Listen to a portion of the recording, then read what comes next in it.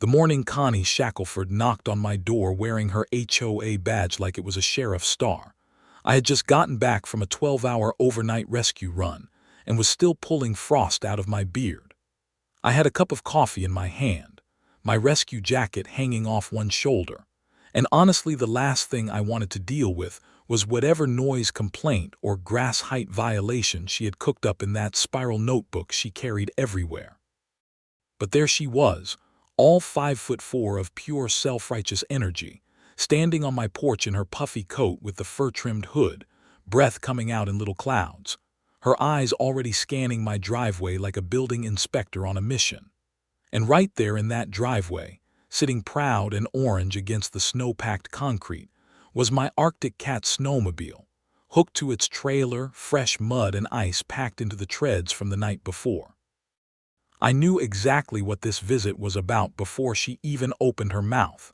"Mr. Sullivan," she said, and the way she said my name had this particular flavor, like I was a student being called to the principal's office. "I'm here because your snowmobile has been parked in the driveway again. That is a violation of HOA bylaw section 7, paragraph C, which states that recreational vehicles must be stored out of sight when not in active use." I looked at her. I looked at my snowmobile. I looked back at her. "Connie," I said real slow, "I just got home 40 minutes ago." "Then you've had 40 minutes to put it in the garage," she said, clicking her pen and flipping open her notebook. "Now, I want to give you a little background on who I am and what I actually do, because that context matters a whole lot for this story. My name is Gary Sullivan. I'm 51 years old. I've lived in the Ridgemont Pines subdivision for going on 9 years, and I work as a dispatcher and field coordinator for Kendall County Emergency Management. But beyond the day job, I've been a volunteer with the County Storm Rescue Unit for about 16 years. What that means, in plain English, is that when the winter gets bad and the roads close and people get stuck or stranded or hurt or lost in the backcountry, my snowmobile and I go out and find them. I'm part of a 6-person team. We're all volunteers, and together we've pulled close to 200 people out of genuinely bad situations over the years. Busted snowbanks on county roads, stranded motorists, a few frostbite cases, a couple of situations I don't like to think about too hard. The county knows who I am. The sheriff knows who I am. Half the hospitals in the region know the number of our rescue unit. Connie Shackleford apparently had no idea. I had actually tried to explain my situation to the HOA back in October, right before the first snowfall, when I submitted a request to keep my snowmobile on a trailer in my driveway during the winter months due to the nature of my volunteer service. I wrote a polite letter, gave them all the relevant details, included a letter from Kendall County Emergency Management confirming my role, and asked for either a variance or a simple acknowledgement that emergency response equipment would be treated differently than a random guy's jet ski. The HOA board met on the second Tuesday of October. I didn't hear back for 3 weeks. Then I got a form letter saying my request had been reviewed and denied, signed by Connie Shackleford, HOA president, in that loopy confident signature she used that looked like a seagull having a stroke. No explanation, just denied. I called the management company the HOA used, a place called Lakefront Property Solutions run by a guy named Doug Pellerin who had all the personality of a soggy paper bag. Doug told me the board's decisions were final, and that if I wanted to appeal, I could attend the next board meeting in January, which was 2 months away. He also, in a very passive-aggressive way, mentioned that Connie had noted I had a history of noncompliance with HOA rules, which was rich, because the only previous violation I'd ever received was a notice about my Christmas lights being up through January 7th instead of January 5th, which was 2 days, during a week when I was working 16-hour shifts. So I put the snowmobile in the garage like they wanted. At least I did when I could. The problem was that the garage was shared space. My wife Linda's car was in there, plus 2 bikes, plus the holiday decoration boxes, and the whole setup was borderline impossible to navigate around a 600-pound snowmobile on a trailer. We made it work mostly, but it was tight and it was slow, and it added a good 10 to 15 minutes to every single call-out. In a rescue situation, 10 minutes is not nothing. November came and went. We had 2 call-outs, both of which I managed fine. The snowmobile went in the garage when I got home, and I gritted my teeth every time I had to squeeze past Linda's Subaru with the trailer tongue at 3 in the morning. Then December hit, and December was something else entirely. It started snowing on December 4th and basically didn't stop being aggressive about it until well into February. We're talking about the kind of winter that makes the news. Ridgemont Pines is in a valley between 2 ridgelines, and the county roads around us can turn from passable to impassable in about 2 hours when the wind picks up.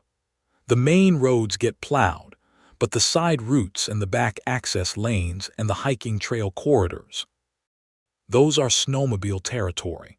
That's where people get stranded. That's where our unit operates. December 9th. My phone rings at 2:17 in the morning. It's the county dispatch activating our unit. A family of 4 had gone off the road on Harker's Bluff Road about 6 miles from my house. Their SUV was in a ditch. The road was completely drifted over, and no county plow could get through for at least 2 hours. Temperature outside was 11 degrees Fahrenheit. Wind chill putting it closer to -5. 2 kids in the back seat. I was dressed and moving in 4 minutes. The snowmobile and trailer were in the garage. Getting it out in the dark, navigating around Linda's car, clearing the garage threshold, I lost 8 minutes total. 8 minutes doesn't sound like a lot until you think about a 7-year-old kid sitting in a car that's slowly losing heat at -5 wind chill. We got to the family. They were okay. Cold, shaken, but okay.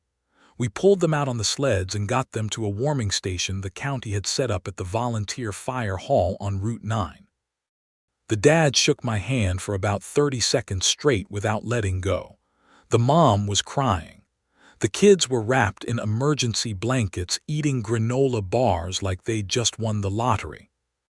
On the drive home at 5:30 a.m. I made a decision. The snowmobile was going to stay on the driveway. If Connie Shackleford had a problem with that, then Connie Shackleford was going to have to explain to me, and to the county, and to anyone else who asked, why the storage preferences of a homeowner association took priority over emergency rescue operations in a declared winter storm event. I sent her an email that morning before I even slept. I kept it professional. I explained that I had been called out the previous night for a storm rescue, that the garage storage requirement had cost me 8 minutes of response time, that I was informing her I would be keeping the snowmobile on the driveway trailer for the remainder of the active winter storm season, and that I was formally requesting again that the board grant a variance for emergency response equipment. I attached the county letter again, plus the incident report from the December 9th callout because the county files those in their public record. Her response came at 8:44 a.m. Mr. Sullivan, the HOA bylaws do not include exemptions for personal hobby equipment regardless of how the owner characterizes its use. Please ensure your recreational vehicle is stored out of sight per Section 7C. Repeated violations will result in fines. Connie Shackleford, HOA President.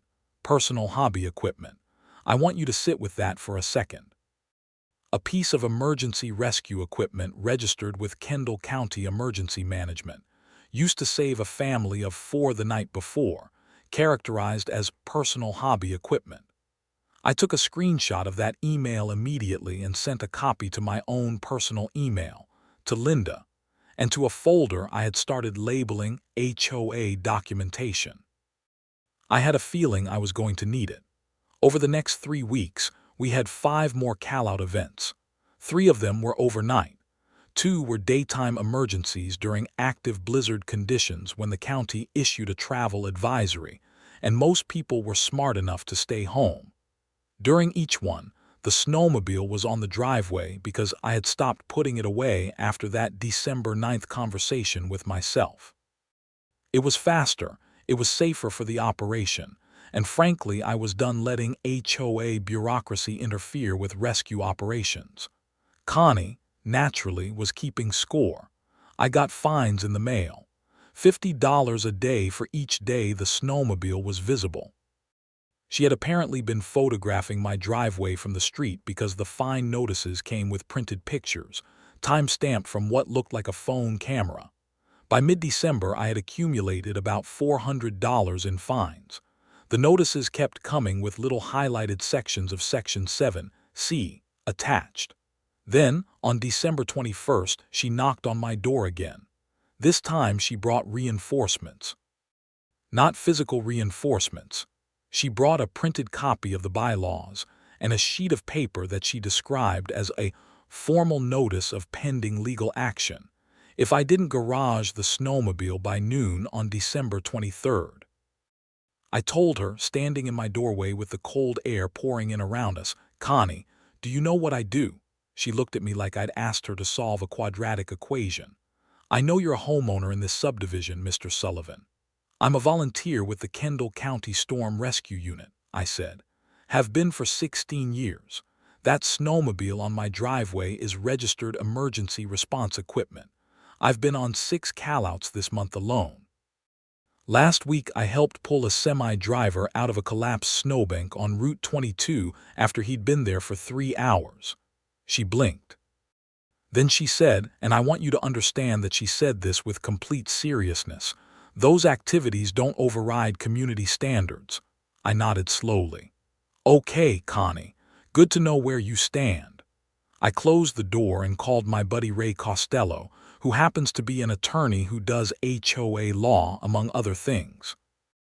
Ray and I have been friends since our kids were in Little League together, and he's one of those guys who gets genuinely excited when someone has a legitimately interesting legal problem.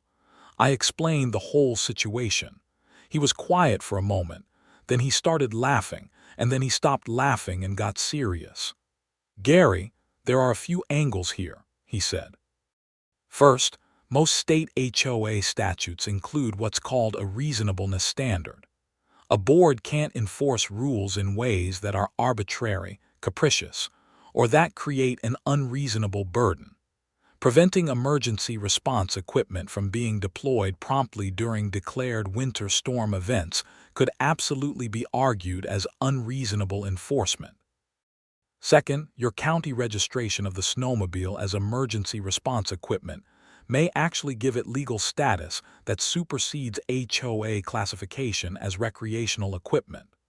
Third, and this is the fun one, if the HOA is fining you in ways that don't follow their own procedural rules for issuing fines, those fines may be unenforceable." "What do you mean, their own procedural rules?" "Send me your HOA's fine schedule and the violation notices you've received. I want to check something." I sent everything over that afternoon. Ray called back 2 hours later and he was very clearly enjoying himself. "Gary, your HOA bylaws state in Section 14, Paragraph A, that before any fine can be issued, the homeowner must receive a written warning and be given 14 days to cure the violation." Did you ever receive a warning before they started fining you? I thought about it. The letter I'd gotten after Connie's first visit had just been a notice of violation, not a warning with a cure period. They'd gone straight to fining me. "No warning," I said, "just fines." "Then every single fine they've issued you is procedurally invalid," Ray said. "They didn't follow their own rules. You don't owe them a dime. And if they try to put a lien on your property over these fines, which HOAs can do in our state, that lien would be challengeable." The picture was getting clearer by the minute. Connie had been so confident in her authority and so eager to punish me that she'd skipped the required steps. It was like a cop who forgets to read you your rights. You can be completely guilty of the thing they're arresting you for and still have grounds to challenge the whole process. Ray offered to send Connie and the board a formal letter. I said give me until after the holidays. I wanted to see how far this went first, partly because I'm stubborn and partly because I could feel, in the way you sometimes can, that this situation wasn't done escalating yet. Christmas week. The temperature dropped to single digits and the county had 2 feet of snow on the ground from a storm that came through on December 22nd. The subdivision was buried. The HOA had contracted with a private plowing service to clear the common areas and main roads within Ridgemont Pines, and that plow service had done a decent job through most of December. But on the 23rd, in the middle of the snowstorm, their plow truck broke down. The replacement truck didn't show up until Christmas Eve. For about 36 hours, the internal roads of Ridgemont Pines were essentially impassable. Snow was 2 feet deep on the roads, drifting to 3 feet in places. A lot of my neighbors were fine with this. They stayed home, drank hot chocolate, watched Christmas movies. But 2 things happened that made the unplowed roads into a real problem. First, old Mr. Abernethy at the end of Ridgemont Circle had a propane delivery scheduled for December 23rd. His house used propane for heat, and he was running critically low. The delivery truck couldn't get through. Second, and this one was worse, Carol Nguyen on Birchwood Lane had a medical situation. She's a diabetic and she'd had some kind of reaction, and her husband was trying to get her to the hospital, but their car couldn't get down the driveway because the road in front of their house was a solid snowdrift. Her husband, David Nguyen, came running down the street on foot to find help. He knocked on my door at about 8 p.m. on Christmas Eve, half panicked, snow up to his knees. I didn't ask questions. I started my snowmobile, hooked up the small cargo sled I use for rescue operations, and we went. I got Carol onto the cargo sled, bundled her up with the emergency blankets I keep on the rig, and ran her to the subdivision entrance on Route 6, where her husband had arranged for an ambulance to meet us. The ambulance was already there when we pulled up. The paramedics got her stabilized quickly. She was going to be fine. I went back into the subdivision and made 3 more runs. I got Mr. Abernethy's family some emergency propane canisters from the storage shed at the firehouse. The county had given our rescue unit access to those for exactly this kind of situation. I cleared a path, or as close to one as a snowmobile can make, along 2 of the main interior roads so people could at least walk out if they needed to. I checked on the Harrington family on the north end who had 3 little kids and had been worried about running out of heating oil. All of this on Christmas Eve, inside the Ridgemont Pines subdivision, my own neighborhood. By the time I got back home that night, a half dozen of my neighbors were standing on their porches or at the end of their driveways watching. Someone had put a thermos of coffee on my doorstep. Several people had their phones out filming.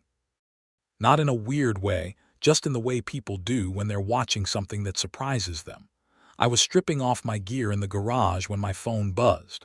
A notification from the Ridgemont Pines neighborhood Facebook group, which I'm in but barely ever look at. The notification said there were 47 new posts. I scrolled through. People talking about what had happened.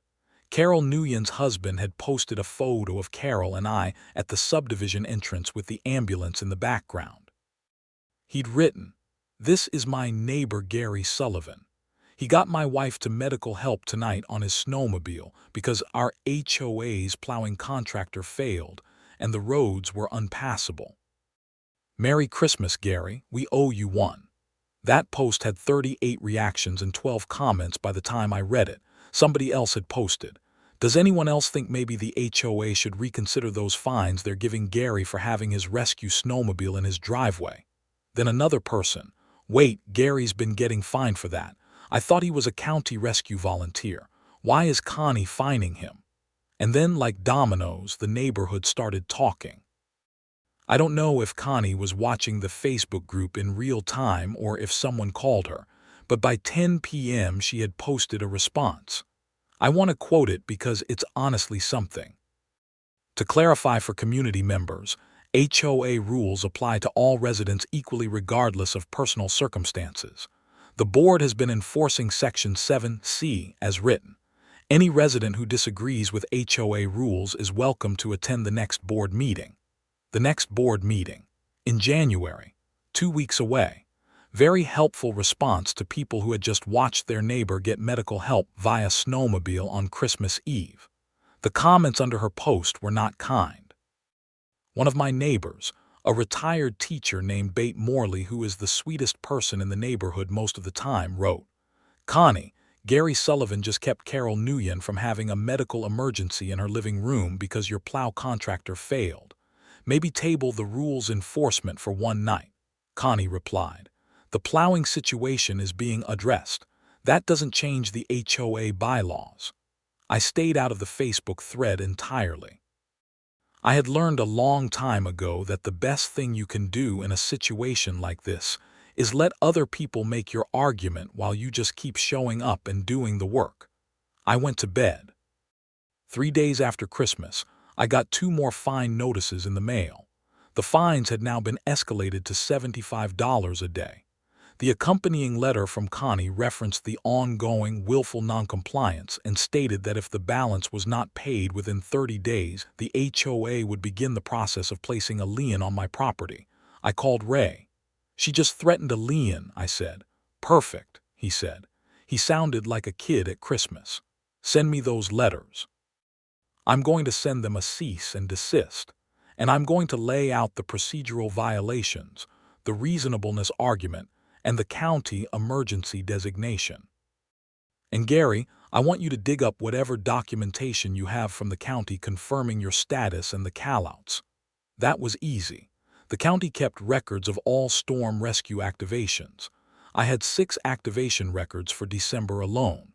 I had the family from December 9th, who had already sent me a thank you card and whose name I could pass along if needed. I had Carol Nguyen's husband David, who was posting about it on Facebook. I had Mr. Abernethy, who I'd helped with the propane situation, and he was exactly the kind of retired gentleman who would absolutely write a letter or show up at a board meeting if asked. I also had something else. When I'd installed my garage and driveway security cameras 2 years ago, standard stuff, nothing fancy, just a couple of Arlo units, I'd set them to record and store footage. I had footage of every single time I had left for a callout with the snowmobile, timestamps, date and time, the snowmobile being clearly deployed, not sitting idle. Every single one of those timestamps corresponded to county activation records.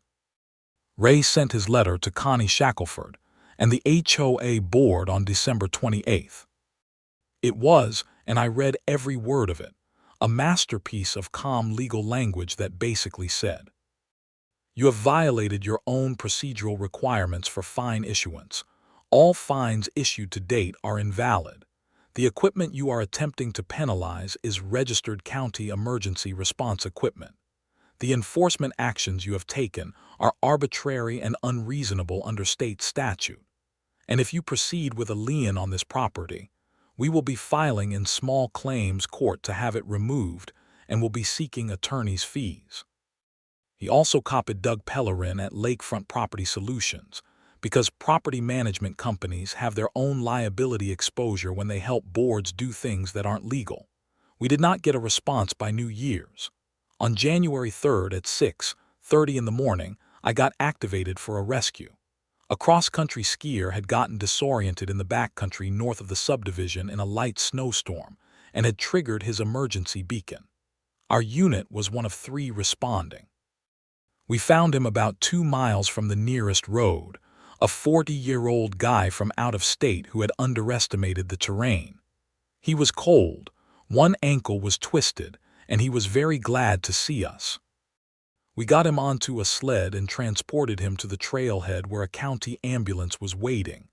On the way back through the subdivision at about 8:30 a.m., I passed Connie's house. She was standing at her front window looking out. I don't know if she saw me. I didn't wave. I just kept going. The HOA board meeting was scheduled for January 14th at 7 p.m. in the Ridgemont Pines Community Center, which was a little building at the entrance of the subdivision that also hosted holiday parties and movie nights and the annual garage sale. It held maybe 60 people comfortably. I'd been to 2 or 3 previous meetings.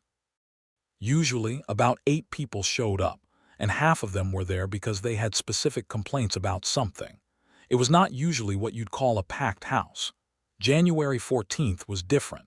I found out later that the neighborhood Facebook group had basically organized itself into a support faction after Christmas Eve. Bate Morley had started a thread asking people to come to the board meeting and speak up for the emergency vehicle policy. David Nguyen shared it. Mr. Abernethy's daughter, who was visiting from out of state but had been in the neighborhood during all of this, shared it with her own comments about what her father had told her. Someone made a simple graphic that said, "Support Gary Sullivan, attend Jan 14 HOA meeting," and that got shared around. I showed up at 6:45 p.m. The parking lot was already more than half full, which for this meeting place was unusual. By 7 p.m., the community center had maybe 50 people in it. People were standing along the walls. I saw Carol Nguyen and her husband, both bundled up, sitting near the front. I saw Mr. Abernethy sitting next to his daughter. I saw Bate Morley and her husband. I saw faces from the Facebook thread and faces I recognized just from being neighbors for 9 years. A lot of them nodded at me when I came in. Connie Shackleford was at the board table at the front of the room with the other 3 board members. A guy named Phil Dempsey, who mostly nodded along with whatever Connie said. A woman named Arlene Brock, who I'd always found reasonable. And a newer board member named Kevin Park, who had moved in about 2 years ago and seemed perpetually uncomfortable at these meetings. They had been expecting their usual 8-person audience. The look on Connie's face when she saw the room was something I genuinely wish I had photographed. She called the meeting to order at 7:02 p.m., went through a couple of minor items briskly, and then got to what she clearly wanted to frame as a straightforward enforcement update. She briefly summarized the Section 7(c) violation, described the fines issued, and noted that the HOA had received a legal inquiry. That was what she called Ray's cease and desist letter, a legal inquiry which the board had under review. Then she opened the floor for public comment. 15 people signed up to speak, in order, politely, patiently. David Nguyen went first. He stood up, thanked the board for their time, and then calmly described what had happened on Christmas Eve, his wife needing medical help. The roads unpassable, Gary showing up with the snowmobile. He didn't get emotional, which honestly made it more effective. He just laid out the facts in a level voice, and then he said, "I would like to understand how the HOA justifies fining Mr. Sullivan for having equipment that, in my family's case, was critical for getting my wife emergency medical help." He sat down to applause. Mr. Abernethy went next. He was 82 years old and walked with a cane, and when he stood up, the room got quiet. He talked about running low on propane, about the heating situation, about Gary coming to help him that night. He did get a little emotional, actually, and nobody in that room was unmoved.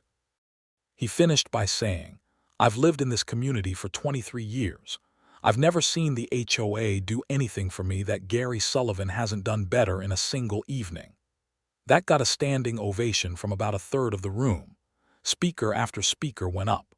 A few of them were neighbors who had seen me on the road during callouts and hadn't fully understood what I was doing until the Christmas Eve event connected the dots for them. A few were people who had heard the story and were just there to register their opinion. Bate Morley gave a tidy, organized statement that basically presented the argument Ray had laid out in legal terms, but in plain English. You violated your own procedures, you issued invalid fines, and you're trying to bully a rescue volunteer. Through all of this, Connie sat at the board table with her arms crossed, occasionally writing notes in her spiral notebook, and looking like someone who had ordered what they thought was a small coffee and gotten a fire hose. When the public comment period ended, she tried to make a motion to table the discussion until the board could consult with their HOA attorney.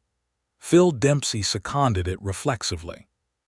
But Arlene Brock, the one I'd always considered reasonable, didn't go along. She said in a quiet but firm voice, "Connie, I don't think we can table this. I think we need to address it tonight." Kevin Park, visibly sweating, agreed with Arlene. What followed was about 20 minutes of board discussion that I'll summarize. Arlene had clearly done her own homework because she raised the procedural issue with the fines herself before I even brought it up formally. She pointed out that the bylaws required a warning period before fines could issue, that no warning had been given to Mr. Sullivan, and that this was an internal bylaw violation by the board. She also raised the question of whether the board had the authority to classify county-registered emergency response equipment as recreational equipment, and noted that the HOA's own legal counsel might have some concerns about the liability exposure there. Connie tried to argue that the intent of the rule was clear and that the board had discretion in enforcement. Phil backed her up. Arlene and Kevin did not. The vote to vacate the fines against me was 2-2. Connie voted no, Phil voted no, Arlene voted yes, Kevin voted yes. The tie meant no action, but then Connie made a mistake. In her frustration at the tie vote, she said something she absolutely should not have said in a room full of 50 people, and 3 of the 4 people who were going to be relevant to what came next. She said, "I think we need to be clear that the board cannot be held hostage by a resident who decides his personal activities should supersede community rules, and I will not be voting to make exceptions for anyone regardless of what their neighbors think of them."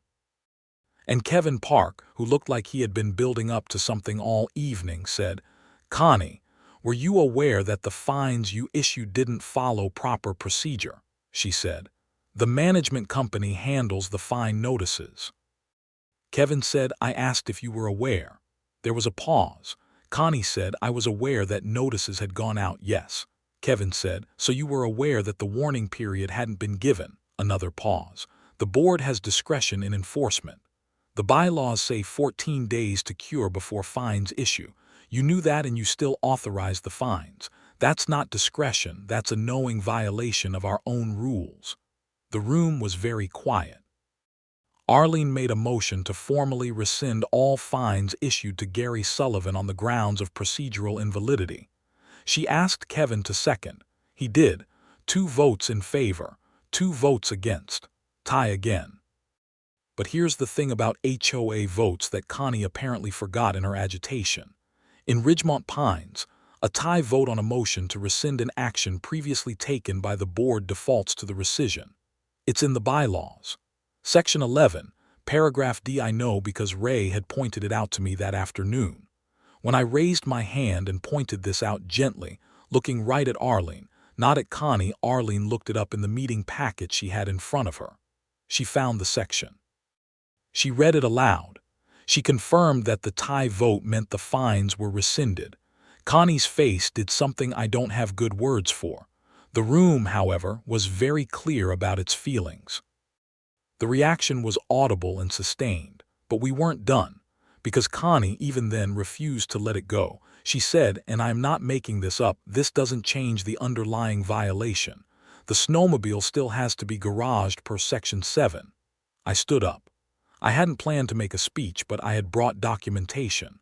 I always bring documentation now, ever since Ray told me to document everything. I have 6 county activation records from December, I said, holding up a folder. I have security camera footage from my driveway for each one, time-stamped, showing the snowmobile being deployed within minutes of each activation. I have a letter from Kendall County Emergency Management confirming my status as an active volunteer in the Storm Rescue Unit. I have a statement from the county attorney's office. Ray, you want to summarize that?" Ray, who was sitting in the second row, and who I had not mentioned was there until this moment, stood up. He looked exactly like what he was, a relaxed, confident attorney who had all of his materials organized and was having a genuinely good time. The county attorney's office has confirmed in writing that equipment registered to the Kendall County Storm Rescue Unit maintains its emergency response classification regardless of storage location, and that any HOA action that materially impedes the deployment of such equipment during a declared storm event may constitute obstruction of emergency services under state statute. Section 14.71 of the State Administrative Code. Happy to provide the board with a copy. He sat back down. Phil Dempsey said, "Are you serious?" To nobody in particular. Kevin Park was already reaching for the copy Ray was holding out to him. Connie said nothing for about 15 seconds. Then she said, "I think this matter needs to go to our HOA attorney." Arlene said, "I think this matter is resolved tonight." She made a second motion to formally exempt county-registered emergency response equipment belonging to active rescue volunteers from the recreational vehicle storage requirements of Section 7C, with the exemption to be documented in the meeting minutes and communicated in writing to the resident. Kevin seconded. The vote was 2-2. Under Section 11, Paragraph D, the rescission default applied again because this was being treated as a modification to a standing enforcement policy. Connie argued that it didn't apply. Arlene said it did. Kevin agreed with Arlene. Ray quietly confirmed the reading of the bylaw from the second row. The exemption passed. Connie closed the meeting early. She was not gracious about it. Now you might think that's the end of the story. And for a few days it kind of felt like it was. The fines were gone. I had a written exemption. The neighborhood was on my side. I kept the snowmobile on the driveway. Life was good, or at least as good as it can be in a February that was shaping up to be just as cold and snowy as January had been. But Connie wasn't done. About 10 days after the board meeting, I got a notice from Lakefront Property Solutions, from Doug Pellerin, the management company guy, informing me that a lien had been filed against my property for the original fine amount, plus administrative fees. The total was around $800. The notice was dated 2 days after the board meeting where the fines had been formally rescinded. I stared at that notice for a while. Then I called Ray. She filed the lien after the rescission vote. Ray's voice had a specific quality to it that I'd come to recognize: cheerful fury. "Gary, that's not an HOA violation. That may be actual fraud. Filing a lien on a property when you know the underlying debt has been rescinded is a false filing. That's a legal issue." What does that mean? It means we're going to the county courthouse to dispute the lien, and I'm going to be filing a complaint with the State Real Estate Commission about this. And I want you to call the county sheriff's office non-emergency line and report the filing. This is a false lien, and in our state, knowingly filing a false lien is a criminal matter. I took a breath. You think this actually rises to that level? If she knew the fines had been rescinded, and she was sitting at the table when those votes happened, so she absolutely knew, and she authorized a lien filing anyway, then yes. That's not bureaucratic error. That's deliberate. I made the call to the sheriff's non-emergency line that afternoon. The deputy I spoke to was polite and took down all the information. He said he'd pass it to the civil division. Ray filed in small claims court to dispute the lien the next day. He also sent a complaint to the State Real Estate Commission documenting the whole sequence of events, including the fines issued without proper warning, the board meeting rescission, and the subsequent lien filing. What happened over the next 3 weeks was a process, and I won't pretend it was fast or dramatic in real time. But the outcome was not subtle. The State Real Estate Commission began an inquiry into Lakefront Property Solutions because a management company that facilitates a false lien filing has its own exposure. Doug Pellerin, faced with that inquiry, immediately produced the email chain between himself and Connie that showed he had told her the lien would be filed, and she had confirmed it in writing after the board meeting. That email was dated 2 days after the rescission vote, and in it, Connie's exact words were, "Proceed with the lien filing." The board vote doesn't affect the underlying obligation. That email went to the sheriff's civil division, who passed it to the county district attorney's office, because filing a false lien with knowledge is not a civil issue in our state. It's a criminal one. Connie Shackleford was formally charged with filing a fraudulent lien, which in our state is a Class C misdemeanor, in mid-February. She was not arrested. It wasn't that kind of charge, but she was issued a criminal summons and required to appear in court. Doug Pellerin at Lakefront Property Solutions was issued a civil citation by the Real Estate Commission, and Lakefront was put on a 60-day probationary status, during which they had to demonstrate corrective procedures.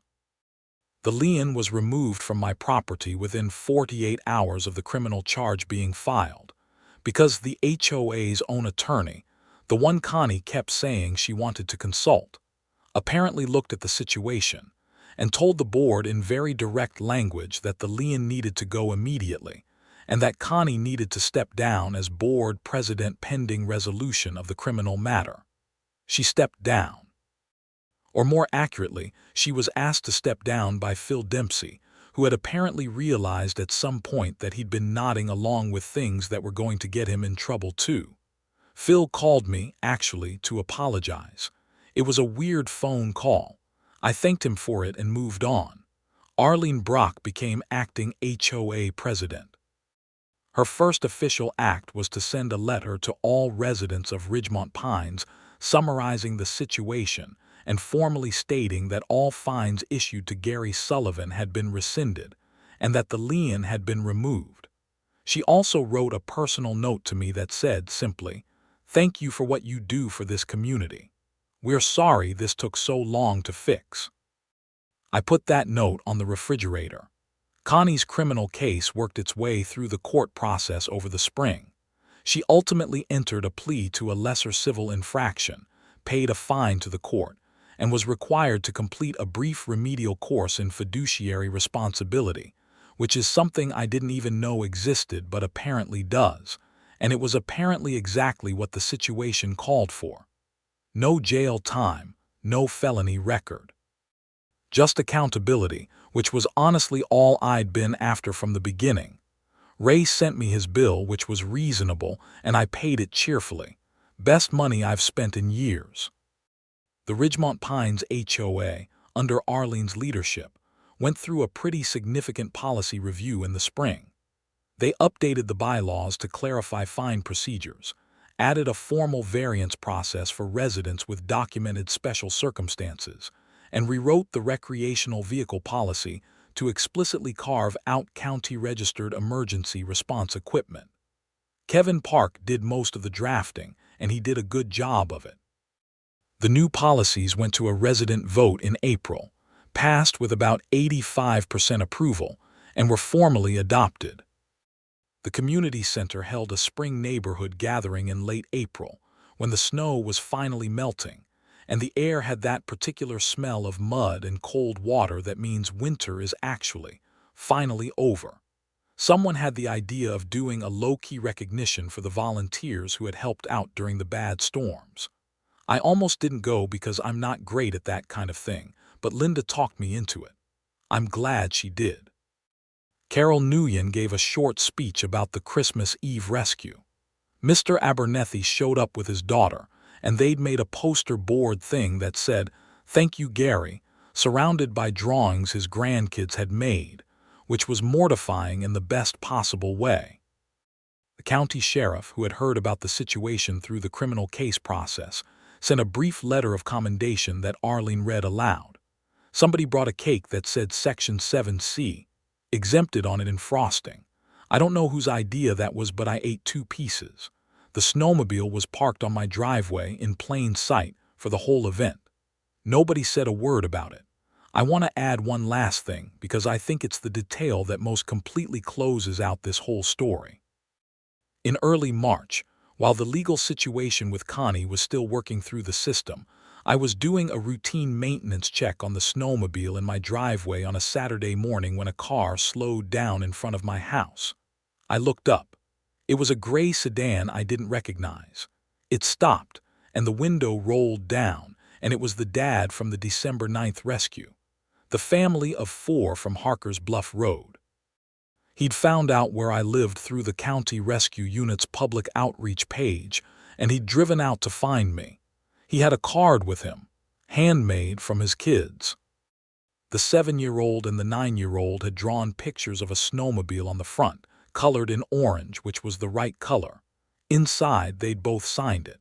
The dad handed it to me through the window and he said, "I heard you were having some trouble with your neighborhood association over this machine. I just wanted you to know that my kids have talked about you every single week since December. You're kind of a hero in our house." I thanked him. I shook his hand. He drove away.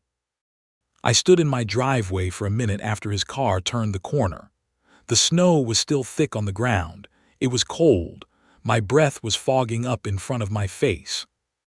The snowmobile sat there on its trailer, orange against the white, chains on the treads still carrying a little dried mud from the last run. 8 minutes. That was what all of this had been about at the core. 8 minutes lost in a garage that the rules said had to be used.